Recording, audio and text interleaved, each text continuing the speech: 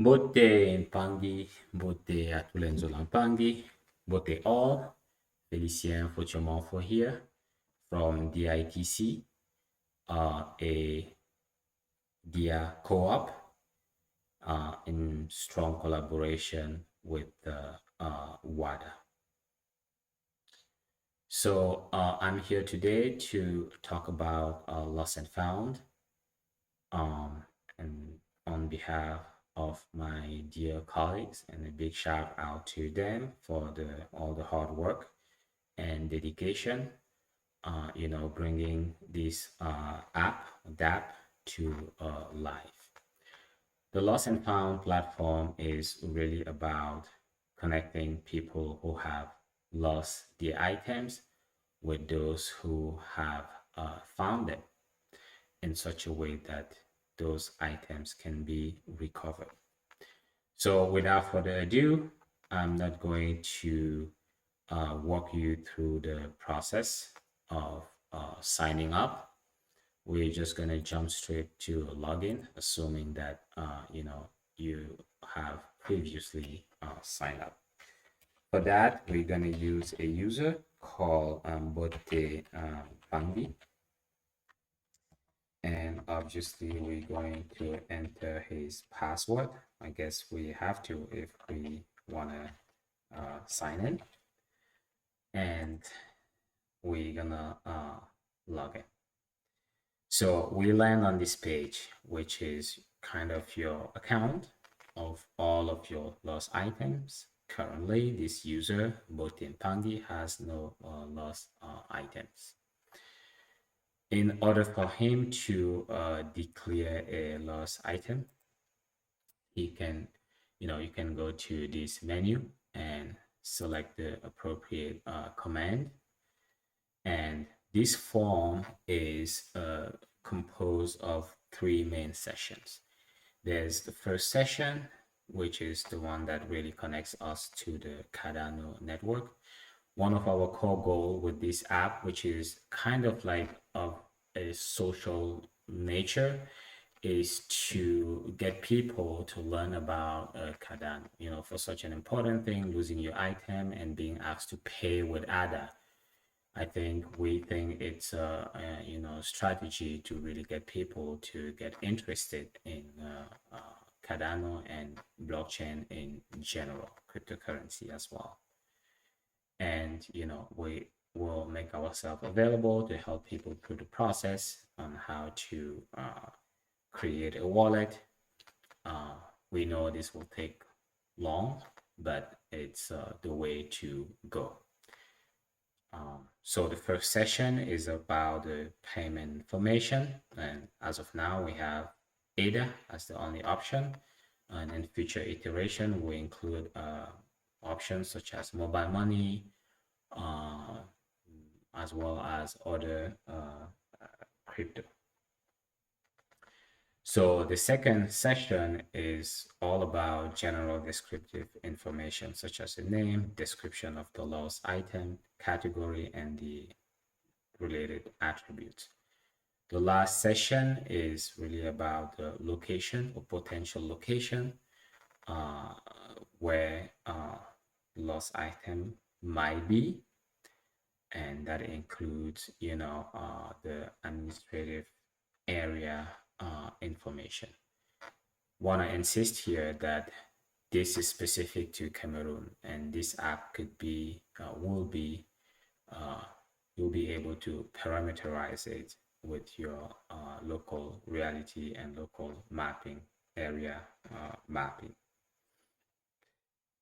So that's it. I also want to add that in the context of Cameroon, we added like you can have multiple addresses for a given location, or multiple places for a given location, and even multiple location, for a lost item.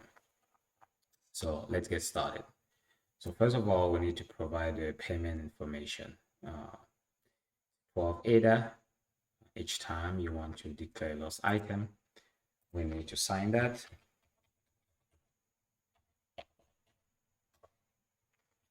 So we get a transaction ID there, And next thing we need to do is provide the name of our lost item. In this case, I'm going to take Kosi, the dog, and we will say left a few days ago, was wearing a shiny leash,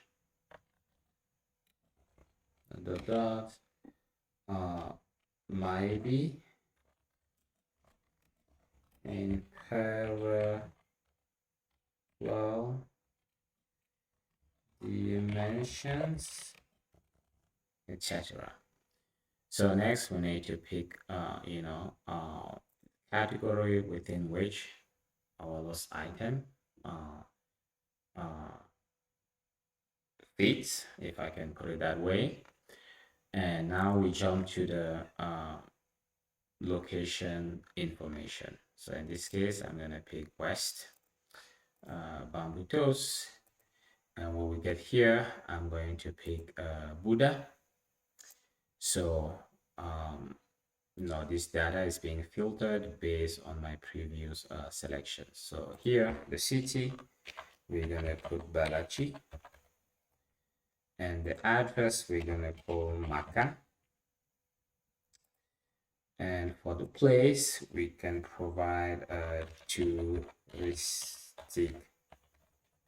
bar, a famous bar in Balachi. Gonna add that. And we're gonna add the overall location.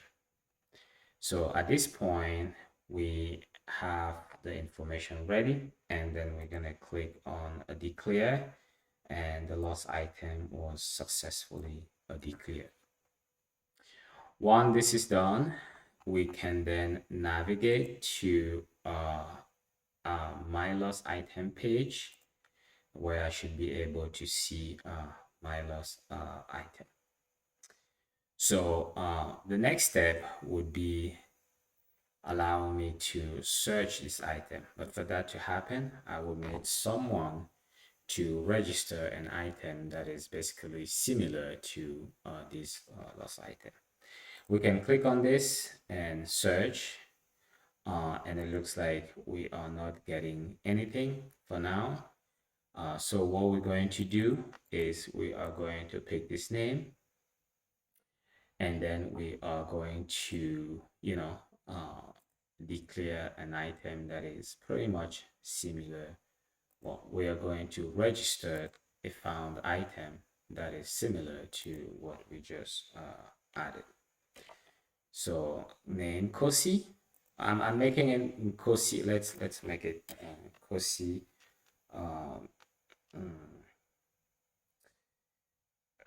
Kosi the smartest.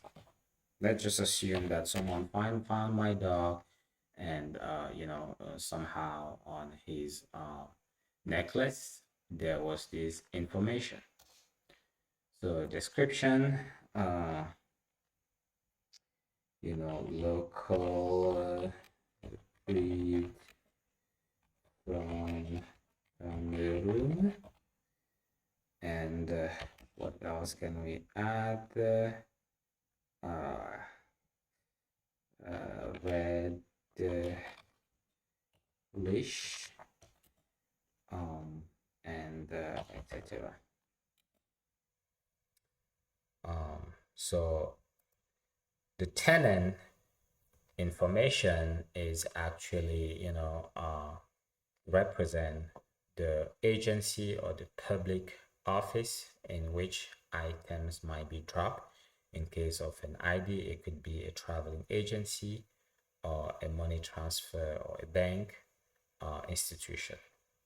So pick one. So the next thing we do, we will pick the category within which the found item falls, animals in this case, and pick an attribute. So the next thing we do is we will specify the region in which we found the item. So in this case, West. uh, assuming that we found it in the West region, Bambutos, the subdivision, Buddha, and the village in which we found this is Balachi. The address, we can put Marketplace,